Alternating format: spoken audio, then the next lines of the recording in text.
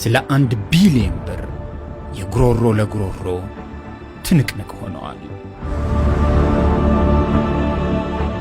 እያከራዩ ገንዘብ የሚያገኙበት የሚነግዱበት። ይሄን ቤት እኮ በተለቅልኝ ኪራይ ቤቶች ካሉት ቤቶች እኮ ምንም አይደለም። ከሙሉ ጎጆ ቤት ውስጥ አንድ ሳር እንደማምዘዝ ነው። በየጊዜው እያዘናጉ ከተቋሙ የወጡ ሀብቶች ናቸው።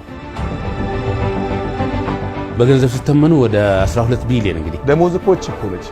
እከክን እያከክነው ወይ የምትኖሩ። ከዚህ የተንጣለለ ግቢ ገንዘብ በመቶ ሚሊዮኖች ይዘገናል። ስለሚታፈሰው ገንዘብ ግብግብ ተገጥሞ ፈንጂ መርገጥ ማለት ነው። ለእውነት የቆምን ስለሆነ አንፈራ። 13 ችሎት ላይ ክርክር አድርገናል። ገብተንበታልና በድፍረት መውጣት አለብን። ማባበል፣ እኛ በምንሰጥህ ገንዘብ የተሻለ ቤት ልትሰራ ትችላለህ። ማስፈራሪያ፣ አንተውም በእኛ ህይወታችን መታችሁ ህይወታችሁም እስከ ማለት አለ። የግድያ ሙከራ፣ በመኪና የመቅጨት ሙከራ ማድረግ ሁሉ መረጃ እስከተገኘ ድረስ ይቀጥላል። ይህ የ12 ቢሊዮን ብር ትንቅንቅ